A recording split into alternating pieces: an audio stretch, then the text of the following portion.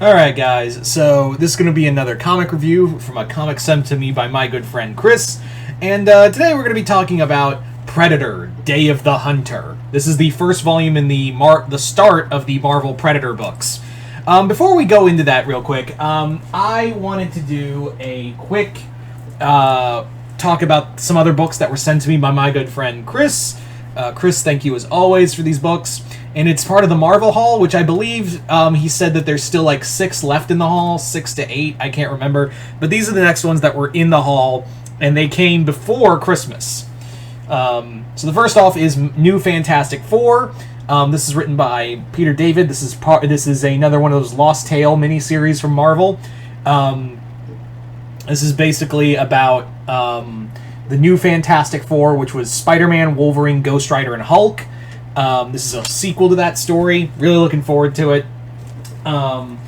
Next up, we have another Lost Tales kind of story. X-23 Deadly Regenesis. This is during Laura's time when she was still an assassin, I believe. But yeah, looking forward to it. And finally, we have Ghost Rider Unchained, which is the first volume in the Ben Percy Ghost Rider run. Looking forward to this one, and this is eventually this story leads to the Wolverine Ghost Rider event, Weapons of Vengeance. So that'll be fun. Anyway, so let's get back to this book, Predator, Day of the Hunter.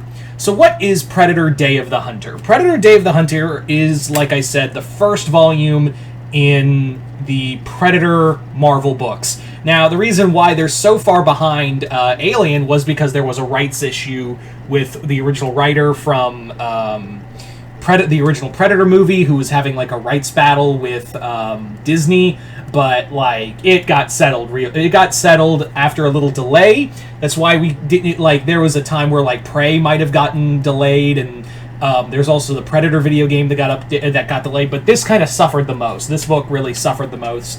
And Alien kind of just took off, and now Predator is just now gotten the second. I think the second volume just came out like a few weeks ago. But yeah, so the Predator books are trying to catch up desperately with the Alien books. But yeah, so this comic is not. This isn't a typical Predator story. I will say that. Like right out the gate, this is not your typical Predator comic. This is not even set on Earth. This is set out in space. And I have this sneaking suspicion as to why, which we'll get into a bit. But it focuses on on this young woman, this young woman who watched her parents get murdered by a Yautja hunter, and now she has spent the last 15 years becoming like a serial killer to the Yautja. She's killed about 23 predators in her hunt for the predator that killed her parents. The comic is written by Ed Brisson, artwork by Kev Walker, with ink by Frank Daramata. Hope I'm saying that last name right. This book is pretty. Like I said, this book isn't a conventional Predator story, and I think that's a good thing. I do think that works in the book's favor, rather than being everything you saw in Dark Horse, where, it was just a bunch of mini-series that would focus on people encountering the Predator. I'd rather have a protagonist in the comic and focus more on them and focus on, their revenge on the Predator. It's something we haven't seen, again, over at Dark Horse. It's nothing like we haven't seen already with the comic. But the main character, whose name is... I have to look it up because I've drawn a blank on the name. Sorry, I just gotta look it up real fast because I've literally Theta. Yeah, her name's Theta. No, really, that's her name. Theta is basically a predator hunter who has been looking for this one predator. And also we encounter other alien species while we're going on this cross-planet hunt for the murderer of her parents. It does feel like, Ed Brisson wanted to tell a story where we're not doing stuff on Earth, we're doing stuff out in space. And I feel like that's because I feel like Marvel is building to a Alien versus Predator comic. I really do feel like with this not being set on Earth and in the far future, and roughly in a similar time period around the Alien books, I think they are trying to like hint that, hey, we are going to do an AVP comic at some point. They would be stupid not to. And also, I feel like they've been really hinting at that for a while. So they probably will do an Alien versus Predator book. I would not be shocked if next year, at the very least, sometime next year, it's literally like a week away, like less than 2 weeks away. Actually, no, literally a week away from being the new year. I imagine sometime in 2024 we will get an announcement for an AVP comic. Whether it be an ongoing or a mini, I don't know, but I do think that's what's going to happen.